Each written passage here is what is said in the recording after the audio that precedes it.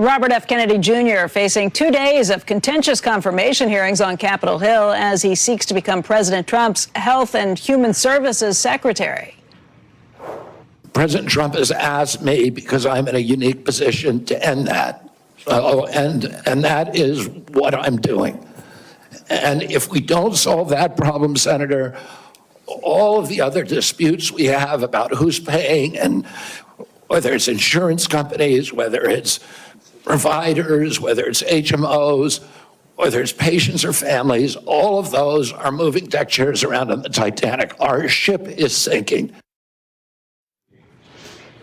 Joining us now is Dr. Scott Gottlieb. He is former FDA commissioner and a CNBC contributor. And Dr. Gottlieb, what was your reaction to what you heard in these confirmation hearings so far? Well, look, I don't think we learned a lot of things that are new that we didn't already know about his candidacy for this position. From the standpoint of those who've harbored concerns, I think that there are some really clear risks that could flow from his views on particularly vaccines and public health issues more generally. He wouldn't commit to saying that there are any safe vaccines that children should get. He just said he would look at the science, suggesting that the science around vaccines like polio and MMR isn't settled. He was given multiple opportunities to say that vaccines don't cause autism, and he punted every time. He didn't want to answer that question and didn't want to assert that there is any vaccine, and the MMR vaccine in particular, that doesn't cause autism. I think the other thing that became clear from these hearings, both before the Senate Help Committee as well as the Senate Finance Committee, he testified before both committees, is that he doesn't have a really deep understanding of the programs that he's going to administer. He confused Medicare and Medicaid. He didn't know what dual eligibles are, which are people who are dually eligible for both Medicare and Medicaid. He didn't know how those programs operated from the standpoint of how they dispersed money between the federal government and the states. He also confused Medicare Part A, Part B, Part C, and Part D. At one point, he was asked what Medicare Part A does, and he says it pays for physicians. That's not true. It pays for hospitals. He didn't seem to know what Medicare Part D was. These are just fundamental questions about the structure of the programs that he's going to be charged with administering that he should know. So beyond just his hesitancy around asserting that vaccines are safe and that there's any vaccine that children should go out and get, he didn't know the fundamentals of the programs that he's going to be administering. You know, and the final point was that when he was asked multiple times about the safety of childhood immunizations, he said that if the science is sufficient to demonstrate that they're safe and effective, he would recommend them, which more than suggests that he doesn't believe that there's sufficient science right now to recommend that any child get childhood immunization. I think you can easily infer that from what he said. You know, I spoke to some people, industry insiders, who are trying to look at the bright side of things, if there's a way that they can kind of feel more comfortable about things. One of them is the idea of Make America Healthy Again. Maybe that's a good thing to get behind. The other would be that there's a huge lack of trust in American institutions, including at the FDA. And maybe if you have someone in there who shines light on some of these things and shows people what's actually happening, maybe they would feel better and trust the agency more. What do you make of those two arguments, Dr. Gottlieb?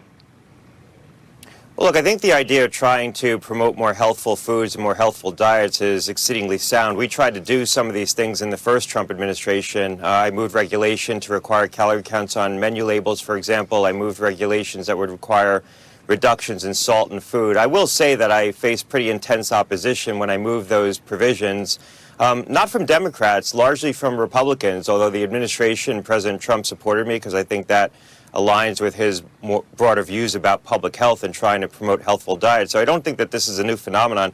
You know, I really question whether or not Kennedy is going to have the ability to actually implement the things that he talks about at an aspirational level when he shows such a profound lack of knowledge of these agencies. I've never seen him articulate any substance behind his policy views. When he's asked how he would go about implementing more healthful diets, he says that you need to fire the FDA's nutrition staff because they're all corrupt. That's the last thing you want to do. Those folks in FDA, I've worked with them. They're fully aligned with these kinds of ethos. If the restraints were lifted from them, they would certainly pursue these kinds of goals. The challenge has been that the statute and the existing regulations, but largely the statute, makes it very hard for FDA to do this. For example, it's very hard for FDA to ban a substance that's in food that's, quote, generally regarded as safe, which is a term of art under FDA parlance. The burden is on the FDA to prove that that ingredient is unsafe, and they also have to do an economic analysis to show that it's not going to cause undue harm on the industry. Look at food dye number 3. The FDA finally moved to ban that in the closing days of the Biden administration. That's not going to be implemented until 2028, and look how long that took. They have to give the industry a glide path to get that out of food, because if they didn't, the economic impact analysis would never have gotten through the Office of Management and Budget at the White House. So it shows how hard these things are to do. I'm not saying they were not worth doing. They are. But it's probably going to require a statutory change. And I haven't heard Mr. Kennedy articulate anything in terms of actual policy architecture, how he would achieve these goals. We have had some Republican senators who have not said how they will vote on this. What's your gut? Do you think he passes nomination? Well, look, I think you have to favor any candidate, because I think the Senate Republicans want to give deference to the president, and I think that that's a pretty strong ethos among Republicans right now. But I think that this nomination is shakier today than it was before he went into these hearings. He raised concerns along a number of domains, not just the vaccines. I think people went into these hearings with concerns around his views on vaccines, but his lack of knowledge of these programs, I think, concerned people. That's what I've been hearing.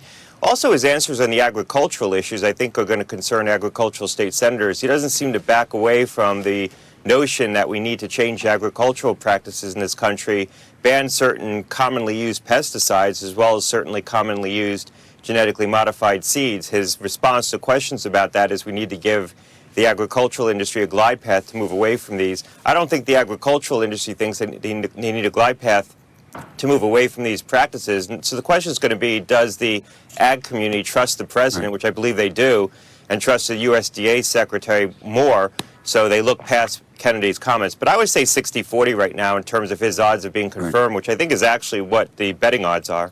So, Doctor, if in fact he is confirmed, tell us about the power you had in this role to actually change things, and what kind of governors, if you think there were, on you to do things. Look, from FDA, I had more direct authority to intervene on the kinds of things that Kennedy wants to do. He's going to have to work through the FDA commissioner, and there's a good FDA commissioner that's been nominated for this position, Marty McCreary. I have a lot of confidence in him to do the right thing. So I think, you know, the net result is he can come under a lot of pressure to try to implement Kennedy's views on products like vaccines and other kinds of public health issues. But Kennedy does will, if he's confirmed to this position, have some real direct authority. He could disband the advisory committee on immunization practices that CDC convenes to make recommendations on what immunizations should be included in the childhood immunization schedule, for example. He could tie reporting requirements to the Vaccine for Children's program, make it hard for states to take that money. I think he could take down the front-facing pages on the CDC website that say, for example, vaccines don't cause autism.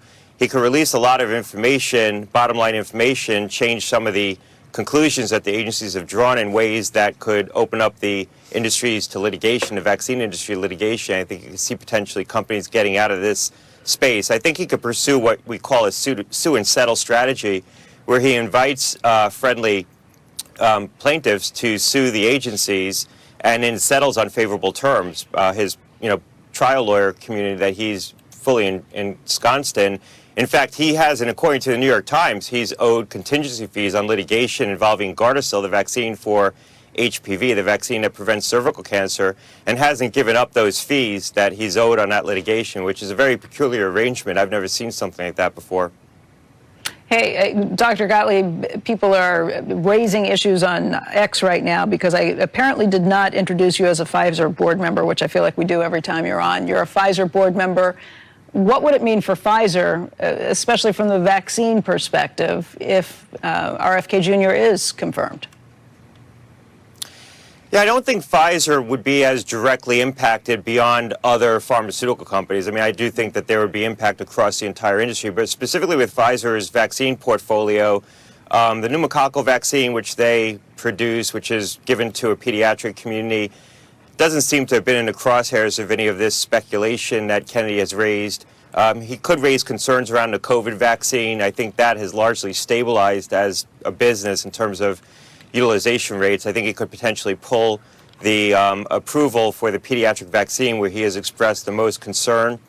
It's relatively small market. Unfortunately, I think more patients, more children should be getting that vaccine, but they don't. So the economic impact, I think, would be very limited in that regard. And Pfizer doesn't make the other childhood immunizations, measles, mumps, rubella, pertussis, DTaP, polio.